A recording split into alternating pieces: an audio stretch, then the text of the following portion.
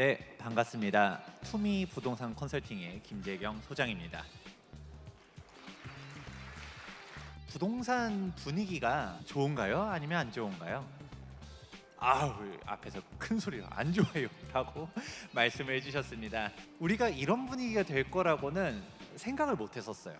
24년도 12월 달에 계엄 이슈가 터지다 보니까 제가 전망을 빠르게 수정해가지고 또 오늘 이 자리에 섰습니다. 정치적인 얘기를 떠나서 여러분들 각자 이제 다 내 재산을 어떻게 지킬지, 내 부동산은 어떻게 될 것인지 궁금하실 거라고 생각이 들어요. 그렇다 보니까 오늘 이 자리에 오신 여러분들이 가장 빠르게 앞으로의 부동산 트렌드를 짚을 수 있는 시간 전달해 드리고자 합니다. 투자가 아니라 생존이다. 살아남는 부동산을 찾아라. 여기서부터도 완전 살벌합니다. 여러분들이 항상 부동산 얘기를 하게 되면 이제 크게 반응은 둘로 나눠집니다. 그래, 이렇게 해야겠구나도 있겠지만, 김재경 소장 너 지금 시국이 어느 때인데 또 부동산 얘기를 한다라고 하실 수도 있겠지만, 부동산에 있어서 가장 근본적인 사실 중 하나가 의식주 중 하나예요. 여러분들이 부동산을 투자로 접근하지 않는다 하더라도 살아남기 위해서, 즉 거주 지역 자체는 필요하잖아요. 그렇다 보니까 여러분들이 내 집 마련을 하고 안 하고를 떠나서도 내가 전월세는 건 어떻게 되는지, 내 주거의 안정을 어떻게 해야 되는지, 즉 생존과 연결이 되어 있다라는 얘기를 해드리면서 본격적으로 시작해 보도록 하겠습니다. 딱 때마침 제 첫 책도 출간이 되었습니다. 딱 여기 있는데, 시장을 이기는 부동산 투자 원칙이라는 제목으로 썼거든요. 이 강연에서도 사실 핵심 키워드를 전달해 드리긴 하겠지만, 뭔가 더 궁금하시다라고 하면 제 책도 많이 사랑해 주시면 감사하겠습니다. 2024년 12월 이 계엄 사태가 터지기 전이라 하더라도 부동산 경기가 그렇게 썩 좋지는 않았었어요. 왜냐? 여러분 다 아실 겁니다. 대출 규제 때문에. 이복형 금감원장님께서 은행들 보고, 야, 알잘딱깔센 알지? 야, 대출, 가계대출 총량 잘 컨트롤해라. 부동산 대책이 아니었었어요. 정부가 다주택자 대출하지 마, 이런 식으로 간 게 아니라 알아서 컨트롤해라 라고 했고, 은행들 별로 알아서 움직였습니다. 그러니까 어느 은행 같은 경우는 다주택자도 대출되고요, 어떤 은행은 다주택자 대출은 안 되지만 조건부 전세자금 대출 또 되는 경우도 있고요, 조건부 대출은 안 되지만 그냥 다주택자 대출은 또 되는, 이상한 상황이 나왔습니다. 시중금리를 갖다가 미친 듯이 높였죠. 참고로 기준금리는 낮아졌음에도 불구하고 주택담보대출 금리가 4에서 5%대로 갖다 다시금 뛰어 올라가다 보니까 거래가 좀 주춤했습니다. 하지만 이거는 일시적인 거라고 좀 봤었는데요. 왜냐? 2025년도가 되게 되면 아무래도 금리를 다시금 조정하면서 2025년 상반기부터 빠르면 금방 회복할 것으로 보았었는데, 문제는 여기에서 끝났으면 상관이 없었었죠. 미국이 기준금리를 인하하고 있었었고, 또 무엇이 있었죠? 한국은행에서도 기준금리 낮추고 있었었다. 그렇다 보니까 다들 예상했었던 게 부동산 가격이 올라가겠구나 라고 생각을 했었습니다. 근데 과거형이죠. 이 얘기를 안 하기가 참 그래요. 그래서 저도 우리 기자님한테 연락을 해서, 어떻게 해요? 이 얘기를 해도 될까요? 안 될까요? 하니까 그냥 한숨을 푹 쉬시면서, 사실인데 어떡합니까? 그래도 우리 할 얘기는 해야 되지 않겠습니까? 투자자라고 하면 우리 부동산만 놓고 보도록 할게요. 일단 계엄 사태가 터졌습니다. 그리고 탄핵 소추안을 야당에서는 발의를 했었고, 그리고 최근이었죠. 2024년 12월 16일자로 탄핵 소추안이 가결이 되었습니다. 대통령은 권한 정지가 되었고요. 2025년 상반기는 탄핵 정국이 되는 게 확정되었습니다. 나라 걱정에 밤잠을 못 이루시는 분들도 있겠지만, 내 재산을 어떻게 지켜야지에 대한 혼란이 있으신 분들도 있어요. 당장 2025년도 상반기는 어떻게 될까요? 국무위원 전원이 사의 표시를 하면서 단적으로 얘기하자면, 이게 탄핵이 돼도 문제고요, 안 돼도 문제라고 봅니다. 탄핵이 되면 어떻게 될까요?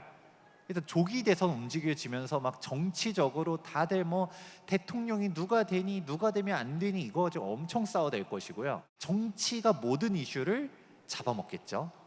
그런데 탄핵이 안 되면 안 되는 대로도 야당이 또 가만히 있을까요? 지금 여소야대 상태인데 계속 또 국회에서 오만 가지 법률 예산안 다 발목 잡고 있겠죠.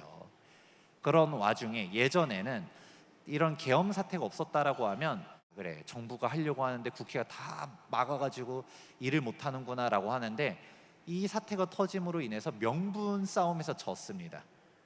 그래 버리니까 어떡하나요? 아주 야당에서는 계속 장애투쟁하고 이래 레임덕을 떠나서 국정 마비가 오겠죠.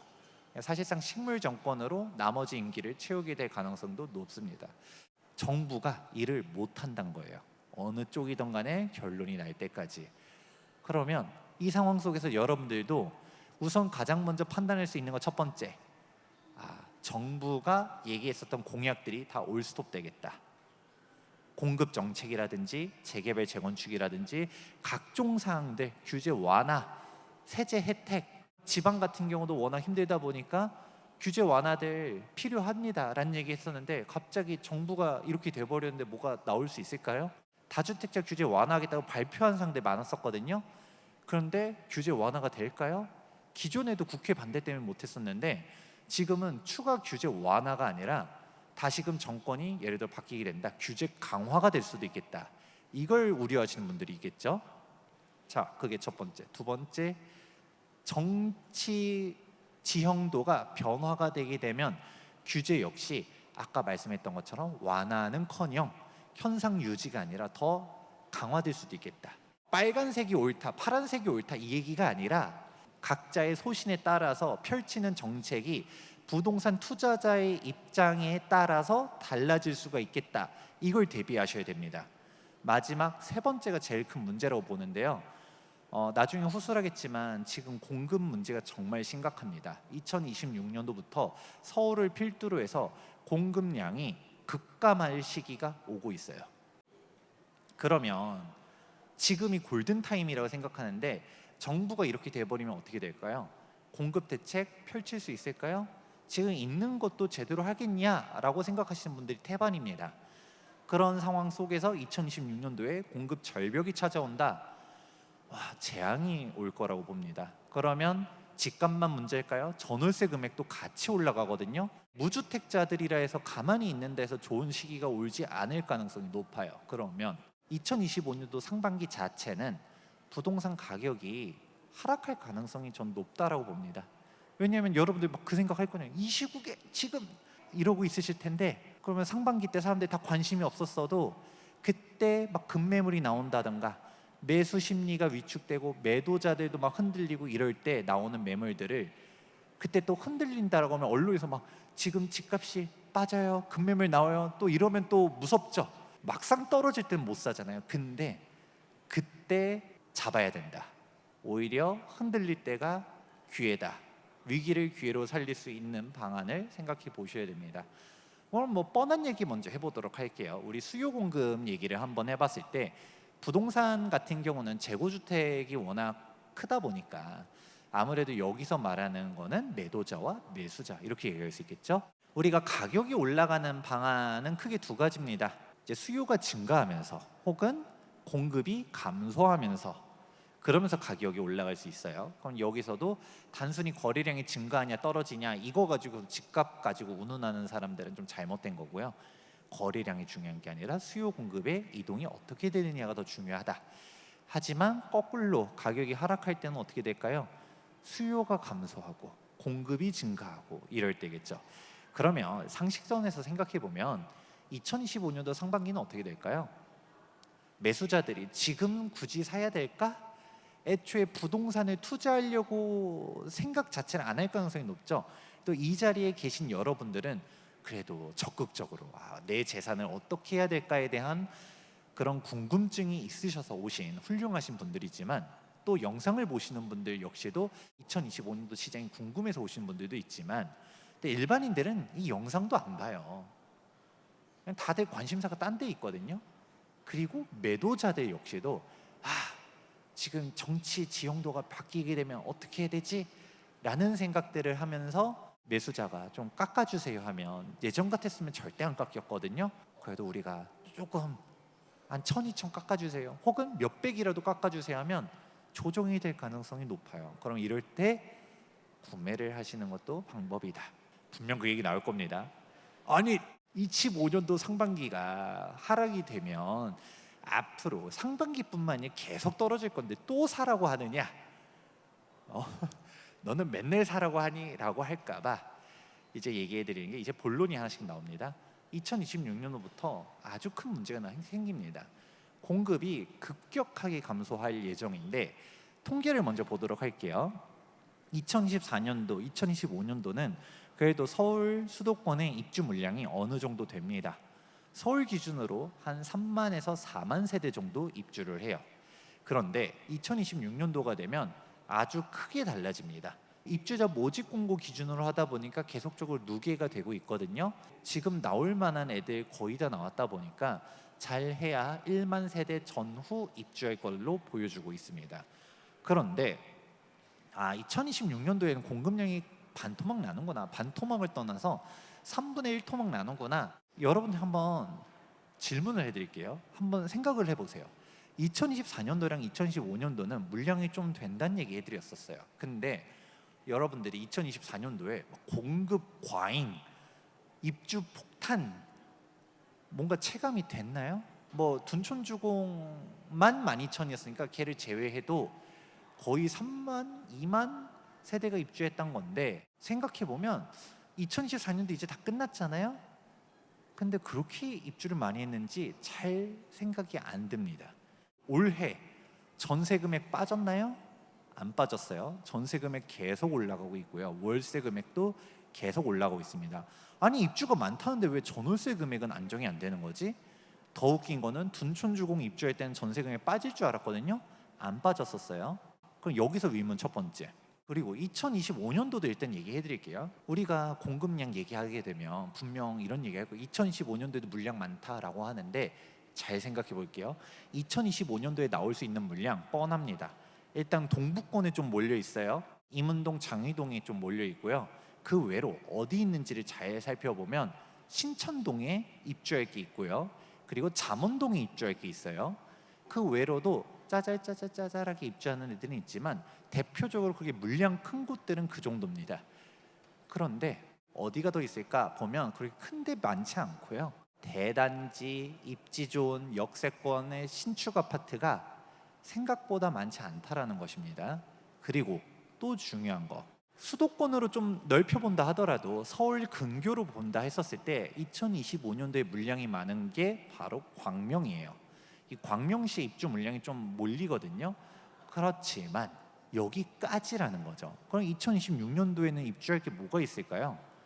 제가 일반 세대 전후 입주할 거라고 봤었지만 여기에서도 대단지, 신축 이렇게 생각해 봤을 때 2025년도에 대표적인 게 딱 하나 있어요. 뭐냐? 방배 5구역 재건축. 이게 3,000세대가 조금 넘어가거든요. 이것만 3,000 정도 되고요. 나머지는 1,000세대 넘어가는 대단지가 있는지 한번 직접 확인해 보세요. 대부분 다 자잘자잘하게 몇백 세대가 거의 다수를 차지하고 있습니다. 그러면 여러분들이 생각하는 것처럼 대규모의 매머드급 물량은 이제 끝나간다. 헬리오시티 입주할 때 생각해보면 매매 금액은 안 빠졌었어도 전세는 어마어마하게 무너졌었거든요. 당시 헬리오시티 전세 저 4, 5억대도 봤었어요. 근데 지금 둔촌주공 전세를 보니까 저는 둔촌주공 그래도 전세는 빠질 줄 알았더니 전세도 어마어마하게 선방하고 있거든요. 그런 거 보면서 아니 지금 둔촌 때 전세가 이렇게 진정이 안 되면 2025년도에도 전세가 안정이 안 된다라고 하게 되면 2026년도 이후로는 전월세 가격이 진짜 많이 올라갈 수 있겠다. 그런데 이게 끝이 아니라는 게 문제입니다. 이제부터 시작이라는 게 더 큰 문제죠. 지금 인허가 물량을 보게 되면 인허가 물량이 급격하게 줄고 있어요. 그런데 잘 보면 2022년도랑 2023년도는 경기가 그렇게 안 좋다라고 했었지만 막상 보면 그렇게까지 안 빠진 것 같은데, 물론 2024년도는 좀 줄긴 줄었어. 뭐 이 정도면 뭐 괜찮은 거 아니야? 라고 생각하겠지만 더 큰 문제는 이게 제대로 가지 않는 큰 두 가지 문제가 있습니다. 우선 첫 번째로는 2024년도에 물량 꽤 많다라고 했었는데 왜 우리는 체감이 잘 안 됐을까? 통계청 자료를 살펴보게 되면 서울의 평균 멸실 물량이 2만에서 3만 세대입니다. 그렇기 때문에 사실상 둔촌주공 12,000세대를 제외하면 실질적으로 아파트 숫자가 순증이 되지 않았었다라는 것이죠. 그러니까 전세 금액이 우리가 체감하는 게 뭐 입주가 많았다라는데 왜 안 떨어지지? 그게 누군가가 채워 들어간 것이죠. 그러면 여기서 무서운 거 첫 번째, 2026년도 이후가 되게 되면 어떻게 될까요? 서울의 주택은 이젠 더 이상 순증이 아니라 순감의 시대가 올 수 있겠다. 조합원들 물량이 있잖아요. 우리 헬리오시티만 한다 하더라도 9,510세대였지만 일반 분양 세대가 1,500여 세대밖에 안 됐거든요. 여러분들이 실질적으로 공급되는 물량이 얼마나 되는지를 생각해 보셔야 돼요. 일반 분양만 봐도 알잖아요. 2,000세대가 입주할 예정이라 하더라도 일반 분양 세대에 몇백 세대밖에 안 돼요. 특히 서울과 같은 구도심은 빈택지에서 지어지는 게 아니라 재개발, 재건축, 즉 정비 사업으로 움직여지다 보니까 물량이 뻔하다. 그리고 두 번째 키워드가 있는데 인허가를 한 게 착공으로 이어지지 않고 있어요. 그래도 2022년도, 2023년도에 인허가 물량 좀 되던데 라고 했었을 때 과거에는 인허가를 받게 되면 진짜 막 소송이 겹친다든가 뭔가 크나큰 문제가 발생하지 않는 이상은 90% 넘게 다 실착공으로 갔었는데, 근데 최근 자료에 따르면 2023년도 자료죠. 2023년도만 본다 하더라도 60% 미만, 즉 50%대로 훅 떨어졌습니다. 사업성 너무 어렵고 공사비도 올라가고 이 와중에 뭔 착공이냐 이런 얘기들이 나오다 보니까 딱 통계 보세요. 어떤가요? 이게 현실인 거죠. 인허가 물량조차도 이게 제대로 착공으로 가지도 않고 있다. 그리고 또 지금 공사 기간 계속 늘고 있죠. 공사가 예전에는 착공하면 30개월이라 했어요. 2년 반. 근데 지금은 기본 3년 잡고요. 실제로 재개발, 재건축, 신규 수주하는 곳들 보다 보면 3년 넘고 4년 부르는 데들 어렵지 않게 찾아볼 수 있습니다. 공사 기간이 계속 늘어나요. 주 52시간부터 시작해가지고 건설업을 옥죄는 각종 규제들이 많이 등장하다 보니까 건설 기간이 또 증가하고요. 기간이 증가하니까 건설사들이 한 번에 수주할 수 있는 물량이 제한되게 되고 이 모든 것이 다 비용으로 전가됩니다. 즉 공사비, 분담금 때문에 여러분은 또 사업하기가 어려워지는 것이고요. 공급에 대한 문제를 인식을 하게 되면 어떨까요? 2025년도 상반기는 분명 혼란스러울 수 있어요. 급매물 나올 수 있습니다. 그런데 2025년도 떨어지고 2026년도에 올라간다 생각하면 2026년도에 사야 되나요? 25년도에 사야겠죠. 근데 여기서 25년도 상반기에 그 혼란스러운 정국이 저는 상저하고라고 보고 있지만, 근데 2025년도 하반기까지 이어진다 하더라도 상반기는 확실하게 조정이 되게 눈에 보여. 그럼 상반기가 기회 아닌가요? 앞으로 계속 떨어질 것 같으면 제가 말을 안 합니다. 근데 26년도에는 이 공급 부족이 확실하게 눈에 보여져. 근데 여러분들이 나는 서울 관심 없어, 난 지방에 매수할 거야, 아니면 매수 생각도 없고 난 지방에 직장이 있기 때문에 우리 지역은 인구가 감소한대, 수요가 계속 빠져나간대, 미래가 없어, 이래버리면 뭐 안 사도 됩니다. 근데 나는 직장이 서울이야, 언젠간 서울에서 애들 교육도 시킬 거고 계속 출퇴근도 할 거고 은퇴하면 끝인 줄 알았더니 병원도 가까워야 된대. 그래서 난 도심에 있을 거야 라고 생각하게 되면 어떻게 해야 될까요? 서울로 가야겠죠. 오히려 이런 모든 상황들이 더 양극화를 불러온다고 봅니다. 2024년도 전망을 할 때도 양극화를 넘어서 초양극화가 될 거라고 보았었는데 2025년도는 이게 더 심각해질 거라고 보고 있어요. 2024년도에 초양극화가 될 거라고 봤었지만 이렇게 지들만 양심 없이 올라갈 줄은 저도 몰랐어요. 반포 레미안 원밸리 33평형 국민평형이라고 하죠. 전용 84가 60억에 거래됐습니다. 근데 이게 50억 돌파를 한 기사가 나온 지 얼마나 됐다고 55억이 그 거래가 되고요. 그 다음에 55억 기사 본 지 얼마나 됐다고 60억이 뜹니다. 이게 불과 한두 달 사이의 일이었었어요. 그렇게 반포가 앉은 자리에서 폭등을 할 때 다른 지역들은 그만큼 따라 올라가 줬나요? 아니에요. 당장 마포 성동구만 하더라도 그렇지 못했고요. 마포, 성동을 떠나서 강남에 소유하신 분들조차도 지금 상대적 박탈감을 느낍니다. 개포, 대치, 잠실 좋은 곳이죠. 그곳에 있는 소유자들도 우리는 남들이 봤을 때 너무 좋다, 부럽다, 많이 올랐다라고 생각하지만 그분들은 거꾸로 생각해요. 우리 예전에 반포랑 가격 격차가 이 정도가 아니었는데 지금은 가격이 막 10억이 뭐예요? 막 20억씩 차이나. 근데 앞으로 더 벌어질 것 같아. 왜 우리는 안 올라가지? 이러고 있습니다. 아마 여러분들도 생각하실 거예요. 지금 부동산 시장이 아무도 웃지 못하는 것 중 하나가 올라가는 애들만 올라갑니다. 그래도 서울의 아파트를 들고 있는 분들은 정고점을 돌파한 사람도 있고요, 정고점을 회복한 곳도 있고요, 정고점을 회복을 못했지만 그래도 어느 정도 반등을 한 곳도 있습니다. 하지만 여기서도 지방은 힘들죠. 여기서도 막 배부른 소리 한다. 지금 뭐 분위기를 보니까 너네 서울 너네는 괜찮을 줄 알지? 이러고 있습니다. 왜냐? 내가 체감하는 게 전부라고 생각하거든요. 이게 왜 이렇게 됐을까요? 또 다른 기사 볼까요? 지금 양극화, 똘똘한 한 채, 이런 얘기들이 나옵니다. 중저가랑 고가 주택 간의 격차가 역대급으로 벌어지고 있다라고 해요. 또 다른 기사입니다. 지금 왜 이렇게 계속 올라갈까요? 서울 아파트가 미친 듯이 올라가요. 공급 부족 우려에. 이게 나라냐라고 하시는 분들이 있을까 봐 미리 말씀드리자면 서울의 부동산은 비싼 게 아닙니다. 자, 이 얘기하면 또 제가 무슨 헛소리를 하려고 그러냐, 서울 비싼 거 맞는 거 아니냐 하실 거예요. 정확하게 우리가 타겟팅을 명확하게 해야 됩니다. 비싼 건 뭐예요? 서울의 아파트가 비싼 거예요. 이거를 부정하는 순간 아무런 논의가 안 됩니다. 자, KB 통계 한번 보도록 할게요. 서울특별시 평균 아파트 가격이 얼마냐? 12억입니다. 다가구, 다세대, 연립, 빌라죠. 우리가 빌라 같은 경우는 얼마일까요? 연립주택 평균을 보게 되면 3억 3천이라고 뜹니다.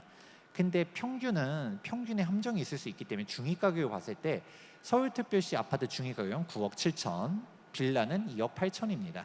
그러면 서울의 빌라가 비싼 건가요? 아니에요.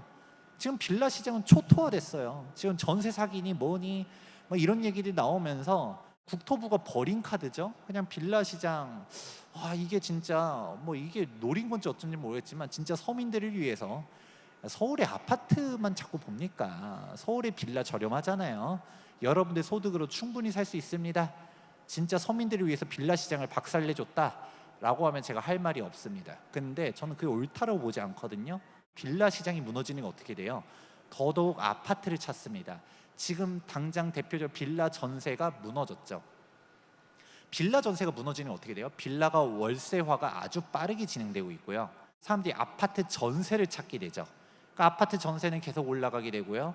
서민들의 주거 공간인 빌라가 이렇게 시장이 흔들러지게 되면 둘 중 하나죠. 전세는 없어요. 전세 들어가자니 또 전세 보증을 떼먹히면 어떡하지? 이런 생각이 들고요. 임대인들조차도 전세를 굳이 안 내놓습니다. 전세 보증 비율을 갖다가 낮춰버리니까 전세를 놓을 메리트가 떨어지거든요. 그러니까 월세로 가게 되죠. 그럼 돈을 어떻게 모을까요?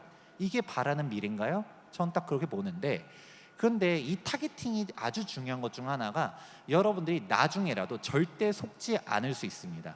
2번까지는 속을 수 있어요. 근데 3번을 속으면 속은 사람이, 여기까지는 얘기하겠습니다. 3번 속으면 안 된다라고 얘기를 해드리고 싶은데 역사는 반복됩니다. 기억하세요. 분명 주택 공급은 충분하다고 말씀하시는 분들 있을 겁니다. 그리고 2026년부터 공급 절벽이다라고 얘기하면 재고주택 물량을 생각 안 하냐 이런 식으로 얘기하시는 분들이 있는데, 여러분들이 원하는 주택인지를 보셔야 돼요. 김현미 전 국토교통부 장관께서 뭐라고 했었나요? 주택 공급 충분하다. 근데 내 집이 없는 이유가 뭐예요? 다주택자들 때문이다. 이 적폐 때문에 내 집이 없다. 이 적폐들을 때려잡아야 된다 하면서 다주택자 규제들을 강화했었죠. 그런데 여러분들은 결과를 기억합니다. 그래서 집값 잡혔나요? 더 올라갔죠. 근데 여기서 올라간 집값이 어디예요? 서울 아파트, 여기도 신축 아파트. 왜 그러죠? 통계 해석을 잘못하고 있어서 그래요. 주택 보급률 자체는 100이 넘어갑니다. 대한민국 전국에 주택이 몇 채인지 아세요? 약 2천만 호 정도 됩니다. 이렇게 많은 주택이 있는데 왜 내 집이 없지? 아, 저 나쁜 놈들 때문이구나 라고 생각하겠지만, 문제는 이거는 감정적으로 접근하는 거예요. 내가 원하는 주택이 얼마나 있느냐를 보셔야 되는데, 지방에는 미분양이 널렸습니다. 신축 아파트 여러분 가면 동호수 지정해서 가져갈 수 있어요. 막 각종 특혜를 주고요, 상품을 주고요, 무이자 혜택 주는 곳도 있어요. 계약금도 5%만 납부하라고 하는 곳들도 있습니다. 지방에 내 집 마련 어렵나요? 어렵지 않아요. 근데 여러분들 눈높이는 다 어디 있어요? 서울. 여기서도 서울의 빌라가 아니라 서울의 아파트, 여기서도 신축 아파트에 가 있으니까 그게 문제죠. 서울의 주택 보급률 한번 보게 되면 어떻게 되죠? 100%도 안 됩니다. 여러분들이 반지하방이나 별로 주택이라고 생각하지 않는 주거 형태들도 다 포함해도 100이 안 돼요. 애초에 서울은 만성적인 주택 부족입니다. 그런데도 빌라는 싫어 이래버리기 시작하면 어떻게 되죠? 결과가 보여지는 거잖아요. 다 아파트로 가는 겁니다. 아파트 거래량에 대한 비율이 역대 최고가 되고 있고요. 그리고 빌라는 사람들이 다 안 움직이니까 어떻게 되죠? 역전세 나오고 빌라 임대인들 다 힘들어가지고 다 쓰러지고 있고, 지금 외국계 자본 들어와가지고 월세 놓겠다는 얘기 기사 나오고 있잖아요. 이게 바라는 건가요? 외국 회사한테 월세 내는 세상? 이게 좋은 건가요? 전 잘 모르겠어요. 앞으로 이게 해결이 될 것이냐? 그렇게 보지 않아요. 타개를 하기 위해서는 계속적으로 주택 공급을 활성화를 시켜줘야 되는데, 이번 계엄 정국, 탄핵 정국으로 넘어가게 되면서 제일 안타까운 게 정비 사업입니다. 핵심만 얘기할게요. 정비 사업 규제가 완화될까요? 안 될 거예요. 가장 큰 문제가 뭘까요? 재건축 초과이익 환수제입니다.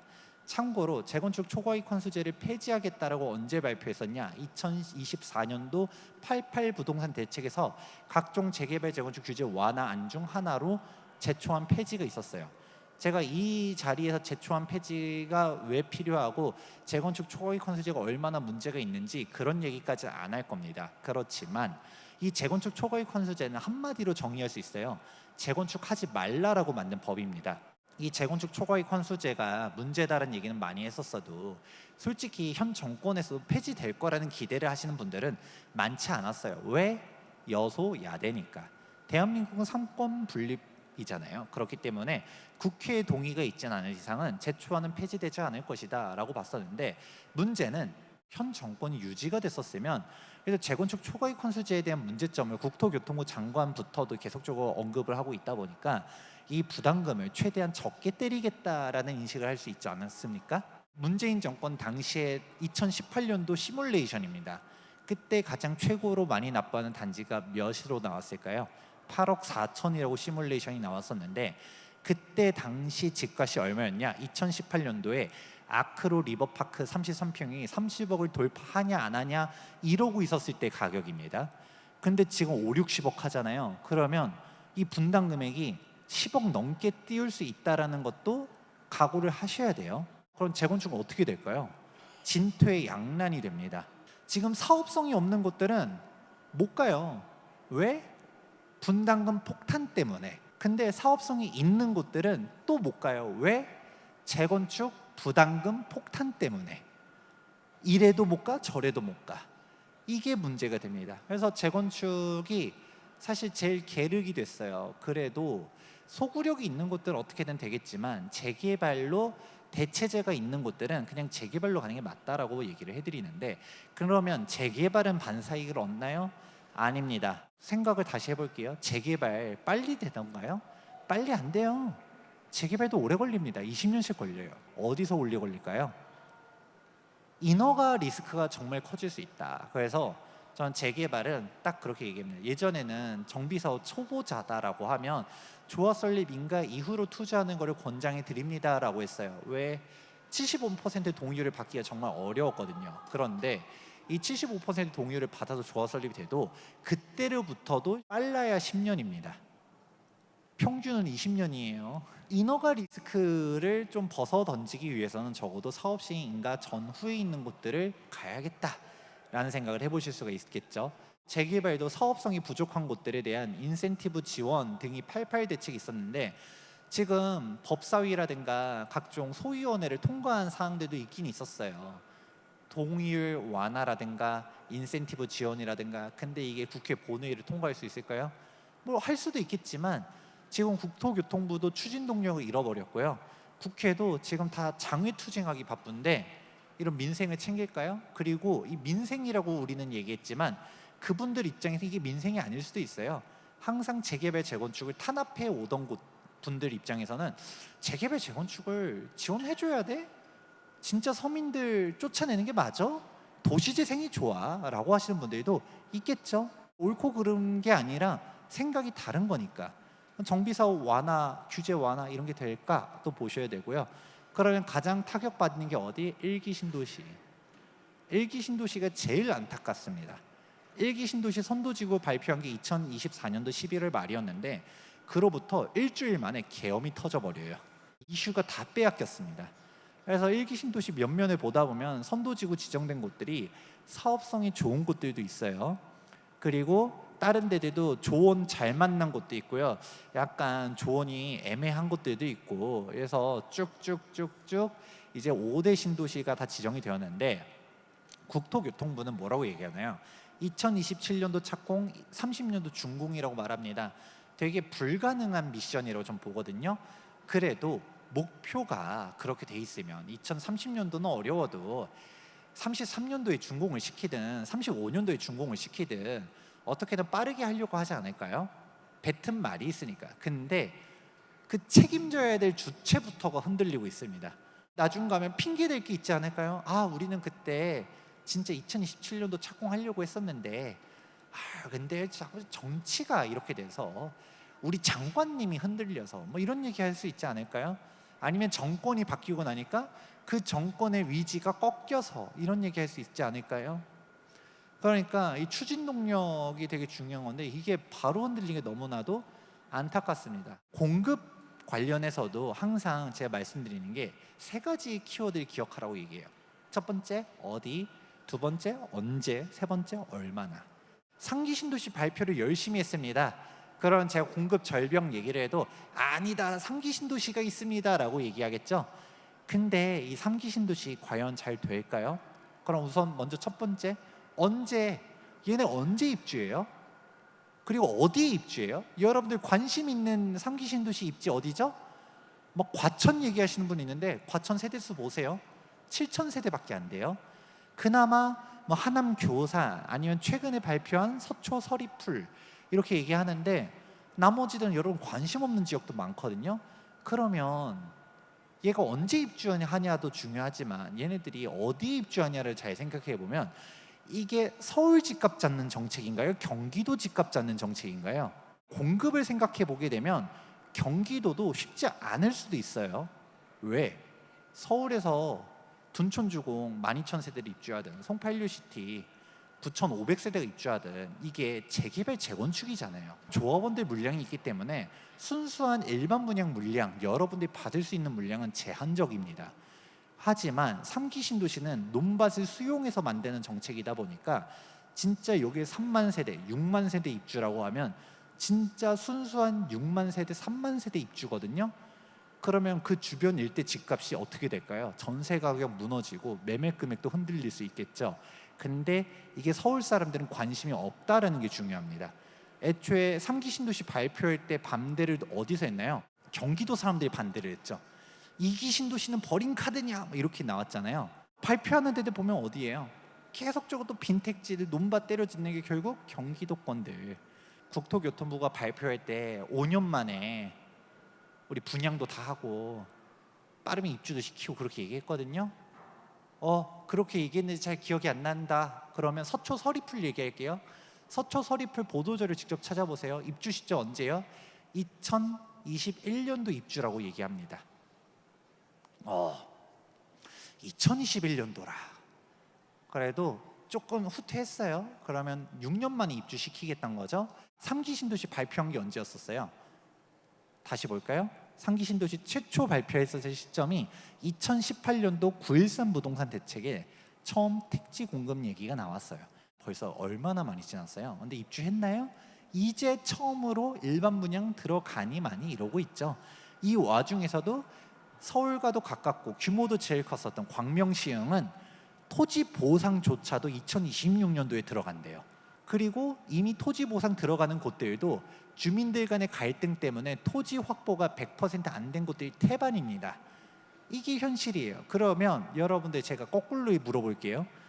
아니 토지 수용법으로 갔다가 남의 땅을 빼앗아 버리는 이 3기 신도시도 이렇게 오래 걸리는데 주민들 동의를 받아서 75%의 합의로 움직이는 재개발 재건축이 2030년도 준공이 가능하다고 보세요? 직접 조합원이 돼보시면 압니다. 제가 더 말 안 할게요. 조합원이 돼보시면 알아요. 자, 그러고 막상 이제 일반 분양 들어갈 때 혹시라도 사전 청약 또 한다라고 하면 절대 받지 말라고 합니다. 저는 사기 청약이라고 얘기했는데요. 분양 시점 몰라, 입주 시점 몰라, 분양가도 확정이 아니야. 그래서 3기 신도시 사전 청약 됐었던 사람들은 오히려 기회를 잃었어요. 사전 청약 돼가지고 딱 기다렸더니 분양가도 싸지도 않아. 부적격 폭이 되게 많고요. 그런 상황 속에서 국토교통부 장관님은 여전히 집값 안 오른다라고 얘기하고요. 최근에도 공급 착실하게 간다고 얘기해요. 한쪽 귀로 듣고 한쪽 귀로 흘러 들어야 된다고 얘기합니다. 물론 장관님 입장은 어쩔 수 없다라고 인지는 해요. 예를 들어 국토교통부 장관이 언론과 인터뷰를 하면서 지금 집값 데드라인을 넘어갔다. 이제 집값 통제가 안 된다. 공급 절벽은 현실화될 것이고 서울 집값 폭등이 예상된다. 이런 얘기를 국토교통부 장관이 할 수 있을까요? 못해요. 상식적으로 생각해 보세요. 장관님은 안정될 겁니다라는 얘기를 할 수밖에 없어요. 답은 정해져 있다. 믿고 안 믿고는 여러분들의 판단이라는 것이고요. 수치를 보시는 건 여러분들이 해야지 우리 장관님께서 막아주실 거야 아니면 다음 정권에서 어떻게든 할 거야 라는 거는 어렵다. 88 대책에서 각종 정비 사업들 이게 단시간에 되는 게 아니라 하더라도 중장기적인 공급을 해줘야 되는데 이게 다 꺾이기 시작하고요. 아파트 재건축 이거 다 규제 풀어준다 했었지만 이게 다 올 수 없되게 생겼죠. 이제 더 무서운 게 뭘까요? 앞으로 신축 아파트 공급이 안 된다는 인식이 여러분들 저변에 깔리게 되면 그때부터 부동산 가격은 걷잡을 수 없게 됩니다. 요즘 얼죽신 이래도 신축 아파트 좋은 거 누가 몰라서 안 사나요? 비싸서 못 사는 거잖아요. 그래도 우린 구축이지만 입지가 괜찮아. 그래도 언젠가 재건축돼서 신축이 될 것 같아 라고 생각했었지만 분당 금액 엄청나게 높아졌고요. 재건축 지금 진행되는 애들도 엄청나게 엎어지고 있습니다. 제가 여기서 사업성 얘기나 재개발 재건축 얘기라는 시간이 아니니까 그냥 핵심만 얘기하자면 80년도에 조성된 아파트 단지들조차도 사업성이 있는 곳 있고 없는 곳이 있어서 가냐 못 가냐 이러고 있어요. 90년도 아파트 대표적인 게 1기 신도시죠. 1기 신도시는 오죽하면 노후계획도시 특별법까지 만들어졌을까요? 정부가 사업성 지원을 안 해주면 못 가니까 이랬겠죠. 그러면 맨 마지막 2000년대 아파트 볼 것도 없습니다. 사업성 없어요. 있는 곳이 있다면 저한테 알려주세요. 제가 알기로는 사업성 있는 곳 찾는 게 더 빠를걸요.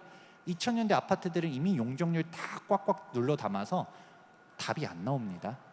그렇기 때문에 재건축의 희망 버리시는 게 빠르고요. 나는 언젠가 신축을 살고 싶다. 지금 비싼 것 같아도 신축 가는 게 맞다. 이렇게 얘기를 해드리면 일단 암울하지만 그래도 여러분들이 이 자리에 왔을 때 전략을 얻어가야 되잖아요. 어떤 식으로 해야 될까요? 이게 사람마다 받아들이는 게 다 다를 수 있어요. 이게 뭐죠? 여러분들 위자 뺏기 놀이 아시죠? 이게 이제 앞으로 현실화가 될 것입니다. 공급이 줄어들어요. 그럼 2026년도부터는 서울 주택 수가 순증액, 순감이 되는 시대가 올 겁니다. 그럼 누군가는 쫓겨나가겠죠. 누가? 돈을 그만큼 지불해주지 못하는 사람들부터. 그러면 무조건 서울 사야 되나? 라고 하기에는 다주택자는 또 힘듭니다. 조정대상 지역이라고 가정해 볼게요. 1주택자는 1.1에서 3.5% 일반 취득세율인데 2주택자는 8.4, 3주택자는 12.4%의 취득세 중과가 있죠. 그리고 종부세가 문제입니다. 종부세가 3주택자부터는 지금 중과세율이 있는데 이것도 완화를 한 거예요. 기억하시는 분들은 하시겠지만 이 세율이 예전엔 더 높았었고요. 그리고 조정대상 지역 내 2주택자는 중과세율이었습니다. 만약에 정권이 빠르게 바뀐다, 다시금 다주택자를 억제하는 정책으로 선회한다라고 하게 되면 종부세율이 어마어마하게 다시금 높아질 가능성도 각오하셔야 됩니다. 양도소득세도 지금은 한시정 중과 유예를 하고 있죠. 2025년도 5월 달까지 시행령 개정을 통해서 한시정 유예를 하고 있었다가 이게 시행령이 연장될 것으로 보여지긴 하지만 이번에 연장이 안 될 수도 있겠죠. 그러면 중과세율이에요. 그럼 어떻게 돼요? 10억 초과면 양도세율이 45%, 여기 30% 중과면 몇? 75% 세율. 여기서도 지방세 10%, 그럼 7.5% 더하면 몇이에요? 82.5%가 세율입니다. 차 떼고 포 떼고 남는 게 없어요. 다주택자는 지옥이 열려요. 우리가 똑같은 양도 차익 10억이 생겼다 하더라도 주택 수에 따라서, 그리고 우리 실거주를 강조하는 시대가 다시금 돌아오게 되면 우리가 비과세를 맞췄느냐 아니면 여기서 장기보유 특별공제를 얼마나 맞췄냐에 따라서 양도 차익이 어마어마하게 갈려나가죠. 이게 올 겁니다. 그럼 다주택자는 어떻게 돼요? 희망이 없다. 그리고 규제 지역도 지금 강남, 상구랑 용산구만 남아있죠. 확대 지정될 가능성이 큽니다. 그런 얘기를 하실 분들이 있어요. 다주택자를 또 때려잡게 되면 똘똘한 채 또 될 게 눈에 보이는데, 그건 또 서울 집값 폭등하게 눈에 보이는데, 제가 아까 얘기했잖아요. 2번은 속을 수 있어. 3번 속으면 속은 사람이 바보거든요.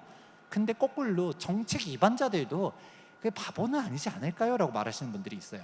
민주당이 집권을 했다고 가정해 볼게요. 그러면 다주택자를 똑같은 정책을 또 할까요? 노무현 때 한 번 했었고, 노무현 시즌2가 나왔었고, 노무현 시즌3를 또 만들까요? 그러지 않을 거라고 보시는 분들도 있거든요. 하지만 저는 할 가능성도 매우 크다라고 봐요. 왜? 그분들의 아이덴티티거든요. 정책적인 이념이었기 때문이에요. 그리고 이게 무엇보다 표가 되거든요. 이게 한마디로 보여주는 겁니다. 통계청 자료를 살펴보게 되면 무주택자 비율이 43.6%예요. 그럼 이분들은 이게 부작용이고 뭐고 중요하지 않아요. 그냥 일단 다주택자 규제 완화한다라고 하면 똘똘한 채 또 된다라고 저 같은 사람은 얘기해도 저 투기꾼이 또 집값 올리려고 저렇게 막 뽐뿌질을 하는구나 라고 할 뿐이지, 그거를 진지하게 생각하지 않습니다. 왜? 어차피 나는 없거든. 아니 10억 벌었으면 돈 내야 되는 거 아니야? 이렇게 얘기하죠. 다주택자는 적폐죠. 그렇게 프레임을 씌워놨으니까. 그런 프레임을 한번 씌워놨다가 그걸 쉽게 깰 수 있을까요? 그리고 어차피 나랑 상관없기 때문에 그냥 다 망가뜨려 버리고 싶은 심리들도 있을 거예요. 그리고 1주택자들이 41.8%예요. 1주택자라 해가지고 집값 올라가는 게 마음에 드나요? 안 들어요. 내가 지방에 집이 있냐, 서울에 집이 있냐, 여기서도 빌라냐, 아파트냐, 신축 아파트냐, 똑같은 신축이라 하더라도 내가 노도강이냐, 마용성이냐, 강남이냐, 똑같은 강남이라도 대치냐, 압구정이냐, 잠실이냐 다 다르죠. 나보다 안 올라간 애들 보는 게 아니라 나보다 더 올라간 애들만 봐요. 그럼 분노가 있죠. 주택수를 보니까 2주택자까지는 그래도 일시적 2주택이나 약간 불가피한 사람이 있을 수 있겠지만, 저 다주택, 3주택자가 2.4, 그 이상 들고 있는 1.3, 저 소수의 다주택자의 내 집을 다 빼앗았다라는 그런 심리가 있을 수 있겠죠. 제가 아까 무주택자로 표현했지만 정확한 통계는 가구별입니다. 그럼 무주택 가구예요. 그러면 요즘은 한 가구당 3명을 잡거든요. 그럼 진짜 무주택자 숫자는 장난 아니라는 거예요. 그럼 그분들은 우리가 집값 부양 정책 하면서 맨날 비판을 하잖아요. 이게 옳고 그르고의 문제가 아니라니까요. 이거는 그냥 기분의 문제가 돼버립니다. 그냥 저들을 일단은 때려잡아야 돼라는 생각을 하게 되면 다주택자 규제 강화 정책이 본인들도 그 집값을 잡지 않는다는 걸 인지하면서도 그래도 그걸 펼칠 가능성이 높아요. 왜? 사람들이 그걸 원하니까. 그러니까 본인들은 어디 들고 있어요? 강남 좌파라는 얘기가 그냥 있는 게 아니죠. 본인들은 다 강남에 들고 있잖아요. 강남 집값이 빠질 거 알고 있으면 본인 집부터 팔아야 되는 거 아니에요? 안 팔잖아요. 왜 안 팔까요? 강남 집값 더 올라갈 거 아니까. 특목고, 자사고 이런 거 괴롭히면 파락군 더 올라갈 거 아니까. 그러니까 집값을 잡는 척을 하는 겁니다. 그게 또 되풀이될 수가 있다. 더 무서운 게 뭐죠? 이미 어느 정도 속내가 드러나고 있다고 좀 봐요. 임대차 3법 계약갱신 청구권 무제한안이 최근에 한번 발표가 됐다가 철회되었죠. 저는 이 무제한이 진짜 될 거라고 생각하지 않아요. 하지만 무제한 나오니까 사람들 어떻게 돼요? 이게 공산주의냐? 세입자들이 내 집을 뺏는다. 이 집은 지금부터 제 거입니다. 제 맘대로 할 수 있는 것이죠. 이럴까봐 막 반대를 하니까 어떻게 하죠? 일단은 슬그머니 뒤로 뺐죠. 근데 저는 이게 끝이 아니라 이제부터라고 보고 있고요. 계약갱신 청구권은 1회 연장이 돼 있어요. 왜 1이라는 숫자를 써놨을까? 1을 나중에 2로 바꾸고 3으로 바꾸는 건 쉽지 않을까 생각을 하고요. 처음부터 무제한을 할 생각이 아니라 나는 2회 연장부터 하고 싶은데 2회라고 해도 막 반대가 심할 것 같으니까 무제한 카드를 딱 꺼냈다가 후퇴하는 척하면서 그럼 2회만 할게요 라고 할 수도 있지 않을까라는 생각을 하고 있어요. 이 계약갱신 청구권이 이게 정말 임대차 3법 정말 큰 문제인데 진짜 연장 또 해버리고 세입자들이 안 나가고 이래버리면 전세 금액은 또 폭등입니다. 경제학을 안 배웠어도 알아요. 가격 상한선을 두게 되면 어떻게 될까요? 가격 상한선을 두게 되면 시장 가격이 왜곡이 되고요. 이중 가격이 형성이 됩니다. 그러면 저렴한 전세로 있게 되는 사람들은 수혜를 받겠지만 예를 들어서 사회초년생들이 세대 분가를 해요. 예를 들어서 내가 신혼집을 마련하려고 해. 전세 금액이 있을까요 없을까요? 있던 물량들이 다 폭등해버려서 내 집 마련하기가 어려워질 것입니다. 그러면 전세를 못 구하면 집을 매수를 해야겠죠. 그런 상황 속에서 대출도 규제를 해요. 임대차도 올라가는데 집 매수도 못하게 해. 그러니까 이제 어떤 얘기가 나오죠? 주택 공급 반토막, 매매 전세 다 올라가고 패닉 바잉이 재현될 수 있지 않을까. 그때 가면 여러분들 누구나 아까 얘기했죠? 2번 속을 수는 있어요. 3번 속으면 속는 사람이 바보입니다. 그러면 그때 가서 또 예를 들어 4기 신도시 발표 이런 얘기하면 뭔 얘기할까요? 3기 신도시나 빨리 해 이런 얘기 하지 않을까요? 제가 이런 얘기를 하면 또 근본적으로 그 말을 하시는 분도 있어요. 다 떠나서 이 집값이 정상이냐, 망국적 집값이다, 너무 비싼 거 아니냐. 이게 여야가 없습니다. 원희룡 정 장관부터가 집값 투기 때문이라는 인식을 하고 있었었고, 그리고 집값 거품이다, PIR 18배 이거 너무 비싼 거 아니냐. 그러면서 뭐라고 얘기했어요? 11배에서 12배가 정상이라고 얘기했습니다. 그런데 잘 보면 KB 부동산 PIR이라는 게 있어요. 여러분 KB 홈페이지 직접 가면 알 수 있어요. PIR이라는 건 장난질 치기 되게 좋은 수치라는 걸 인지하셔야 돼요. 언론 보도 아니면 정치인들 위정자들이 얘기하는 거 보다 보면 PIR 어떤 건 20배, 어떤 건 18배, 16배 왔다 갔다 해요. 분모값이랑 분자값을 잘 봐야 됩니다. 제가 맨 처음에 뭐라고 했죠? 전제 조건이 흔들리면 아무런 논의가 안 된다 했어요. 지금 비싼 게 뭐라 했죠? 서울의 빌라가 아니라 서울의 아파트라고 했어요. 근데 서울의 아파트를 기준점으로 잡아놓고 전국 중위소득으로 갖다가 PR을 산출해버리는 순간 당연히 값이 높죠. 중위소득을 가지고 하려면 전국 중위주택 가격으로 해야 되는 거 아니에요? 근데 왜 서울의 아파트를 기준으로 그렇게 얘기를 하죠? 아니 당연히 내 월급이 2, 300인데 집값이 50억짜리를 보면 미쳤다라고 생각할 수 있죠. 근데 여러분들 급여가 2, 300이라 하더라도 서울의 빌라 매수는 어렵지 않다니까요. 6억 이하는 정책자금금리 아주 잘 되어 있어서 내 집 마련할 수 있다니까요. 근데 여러분들이 그 집이 마음에 안 들잖아요. 눈높이는 다 저 높은 곳에 있는데 그 높은 곳에 있는 주택을 매수하는 사람들의 소득을 생각 안 하시잖아요. KB PIR이 왜 정확하냐? KB은행 같은 경우는 3대 은행 중 하나죠. 그러니까 표본으로서 역할이 충분히 됩니다. 근데 KB가 직접 수신과 여신을 다 하니까 이제 대출 받는 사람의 소득과 그 대출 받는 사람이 어떤 주택을 구매하는지에 대한 집값에 따른 PI를 실질적으로 통계를 낸 것이에요. 그게 지금 11에서 12 사이입니다. 지금 서울 주택 매수하는 사람들은 과잉으로 갔다가 영끌에서 사는 게 아니라 그냥 자기가 감당할 수 있는 선에서 사는 거고요. 그리고 영끌이라고 표현하지만 영끌을 하고 싶어도 DSR 규제 때문에 영끌이 안 돼요. 한번 거꾸로 생각해 볼까요? 압구정 현대아파트 60억, 100억 거래되는 거에 대출이 얼마나 있을까요? 반포 60억 거래, 거기 근저당권 설정이 돼 있을까요? 아예 1원도 안 돼 있을 가능성도 높다고 보고 있거든요. 애초에 그 사람들이 주택 사고 안 사고를 관심 가지시면 안 돼요. 각자 내가 마련할 수 있는 주택 선에서 갑니다. 그러면 PIR은 어떻게 인지하셔야 되느냐?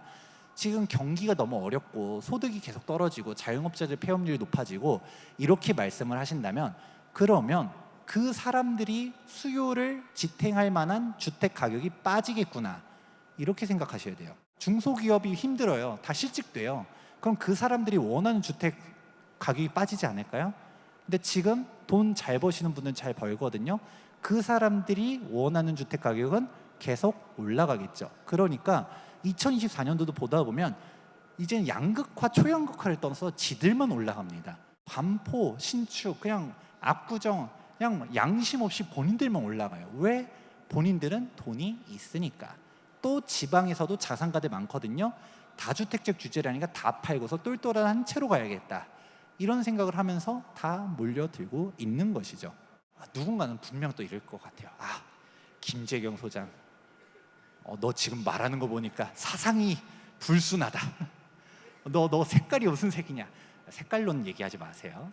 정책적으로만 보세요. 그러면 근본적으로 여러분들 이게 나라냐 이런 식으로 얘기하겠지만, 근본적으로 임대차 시장이 대한민국이 정부가 이렇게 과도하게 개입할 정도로 엉망진창이냐? 전 그렇지 않다고 봅니다. 절대 말 안 하는 진실이 하나 있어요. 이거 OECD 통계 자료입니다. OECD 통계 자료에 따르면 가처분 소득 대비 주거비 통계가 대한민국이 압도적으로 1등입니다. 비교 자체가 안 되게 임대료가 낮습니다. 여러분들 좋아하는 선진국들 그냥 본인 급여에서 절반 넘게 임대료로 납부하는 분들이 있거든요. 진짜 돈을 못 모아요. 대한민국에 태어난 거는 축복입니다. 전세라는 아주 훌륭한 제도가 있기 때문에 월세가 전세라는 경쟁자가 있어서 쉽게 못 올리거든요. 대한민국의 임대료는 매우 안정적인데 이거를 흔들고 있죠. 다주택자를 때려잡고 자꾸 전세보증보험 가지고서 얘기하고 전세 사기 얘기를, 공포감을 조정하고 그래버리면 사람들이 전세를 기피하게 되고 전세가 없어지게 되면 어떻게 됐죠? 월세화입니다. 그럼 여러분 월세가 좋나요? 돈 못 모으거든요. 그것도 월세가 더 높아질 것입니다. 그러면 대한민국이 민간에서 잘 움직이고 있는데 여러분 임대 아파트 이제 싹 들어가나요? 참고로 대한민국이 정부가 가지고 임대주택 비중이 전체 임대 시장에서 차지하는 포지션이 10%도 안 됩니다. 한 자리 숫자예요. 다주택자를 탄압하면 임대는 누가 놓나요? 1주택자가 임대를 놓나요? 아니요. 내 집 마련하면 내 집 살아야죠. 그러면 임대가 없어지면 전월세 가격 폭등이 온다라는 거를 인지하셔야 돼요. 지옥으로 가는 길은 선의로 포장되어 있다라는 유명한 말이 있죠. 이게 옳고 그름이 아니라니까요. 항상 얘기를 들었을 때 다주택자가 나쁜 것 같다라는 거는 그냥 들었을 때는 그럴 수 있어요. 약간 감정적으로 당위성으로 움직이면 그럴 수 있어요. 근데 그에 따른 결과를 여러분들이 냉정하게 보셔야 됩니다. 근데 다주택자 또 때려잡으면 지방 무너질 거고요, 빌라 무너질 거고요, 서울의 아파트, 여기서 신축 아파트 중심으로 폭등할 가능성이 높습니다. 무주택자라고 해서 여기서 박수 칠 수 있을까요? 내가 원하는 지역에 전월세 금액 올라갈 것으로 보여집니다.